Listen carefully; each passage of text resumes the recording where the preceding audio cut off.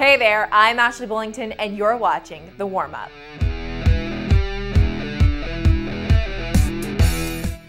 Thanks for joining us. We're now knee-deep into district play around the Metroplex. A lot of the big boys like Allen, Highland Park, and Cedar Hill have the week off, but we still have some big games this week, including one coach going up against his former team. Reginald Samples takes his Duncanville Panthers into Forrester Field to face his former team, SKYLINE, Friday night. Samples had a 110-22 record at SKYLINE during his 11-year run as head coach. The Panthers have beaten the Raiders each the last 2 years, but will have their hands full with SKYLINE quarterback VELTON Gardner. The Duncanville defense has only allowed 13 points in 3 games, but Gardner scored 8 touchdowns himself last week. The Panthers are definitely the favorite in this one, and the winner should go on to win District 8 6A. Another big matchup this week will probably decide the winner of District 6 6A as COPPELL takes on HEBRON. The Cowboys struggled in a 28-21 win over MacArthur, and despite being 3-1, they haven't put a whole game together. Meanwhile, the Hawks are led by Do Everything Trajan Bridges, who's heading to Oklahoma. Bridges has accounted for 8 touchdowns on the year as Hebron is a slight favorite at home. Southlake Carroll heads back to Dragon Stadium to take on Denton Guyer. The Wildcats of Guyer have gotten out of the gates very slowly. They didn't score a point until their 3rd game, but have rebounded from an 0-2 start to get a nice win over North Crowley and Keller Central. As for the Dragons, they're cruising along at 4-0 with an impressive running game. SMU-bound TJ McDaniel has 640 yards and 11 touchdowns, while Will Bowers is becoming one of DFW's best dual-threat quarterbacks. Last week, not only were there some great finishes, but also some eye-popping stat lines as well. We've narrowed it down to 3 players who will have a chance at this week's MVP bobblehead. Let's start at SKYLINE, where Raider quarterback VELTON Gardner was just ridiculous against Lake Highlands. The senior threw for 344 yards and 4 touchdowns, and also ran for 141 yards and 4 more touchdowns. SKYLINE needed each and every one of those scores to hold off the Wildcats 55-44. Southlake Carroll running back TJ McDaniel was a one-man wrecking machine against Keller last week. McDaniel got the ball 32 times and ran for 253 yards and 5 touchdowns. The Dragons trailed 23-14 late in the 2nd quarter, but McDaniel busted 3 straight touchdown runs to help Carroll win it 58-37. Finally, what a game last week between DeSoto and Mansfield Lake Ridge. In a back-and-forth game, Lake Ridge quarterback Chandler Rogers threw for 429 yards and 4 touchdowns. But it was Rogers' last touchdown pass that was most impressive.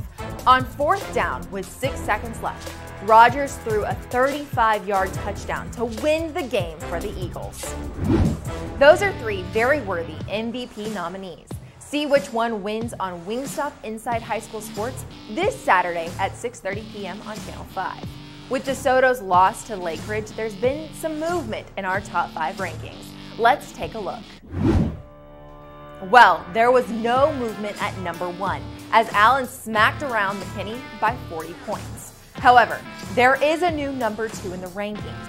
Duncanville jumps back to the 2nd spot as they spanked Berkner 63-0. Cedar Hill is now the number 3 team as they crushed Waxahachie by 50 points. Trinity moves up to 4 with a 40-13 win over rival LD Bell. And new to the rankings, Southlake Carroll. They're 4-0 and were impressive in a 58-37 win over Keller. 5A top spot still belongs to Highland Park as Chandler Morris threw 5 more touchdowns in a win over Woodrow Wilson. Aledo dismantled Everman last week and are cruising at the number 2 spot. No defensive touchdowns this week for Denton Ryan, but they stay at 3 with a 48-7 win over rival Denton.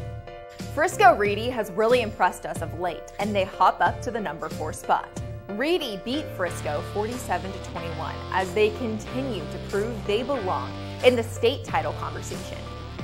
Frisco Lone Star drops to number 5. They beat Little Elm, but in a highly unimpressive fashion, 10-7. This week on Inside High School Sports, we take a look at how the Flower Mound Jaguars made these elementary kids' day by taking the time out of theirs to read to them. It's now time for the cool down from the world of social media. Up first, congrats are in order for Arlington football head coach Scott Peach, who won his 100th game on Friday versus Trimble Tech.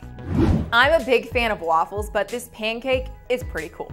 At Keller High School, the offensive line has a chain, the pancake chain, for when a lineman gets a sack or a big play. This is giving Miami University a run for their money. This is super heartfelt.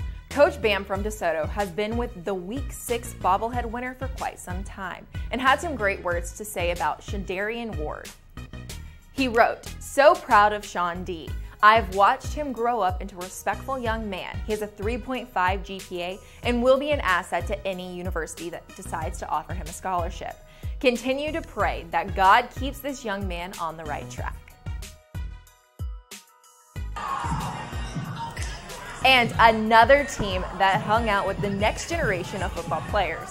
Allen High School football went to Green Elementary last week and were taught to whip and nay-nay with kids.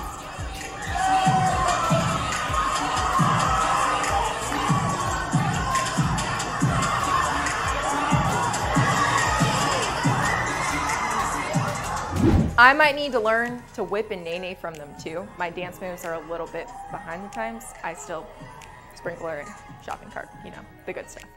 To keep up with all things high school football, you can follow our social media accounts. We've got Facebook, Twitter, YouTube, and Instagram that'll keep you in the loop on everything going on the gridiron as well as off. This will get you ready for Wingstop Inside High School Sports, hosted by Pat Doney on NBC5, Saturday at 6:30 p.m. I hope you're warmed up and ready for the high school football weekend. I know I am. Thanks for watching The Warm Up.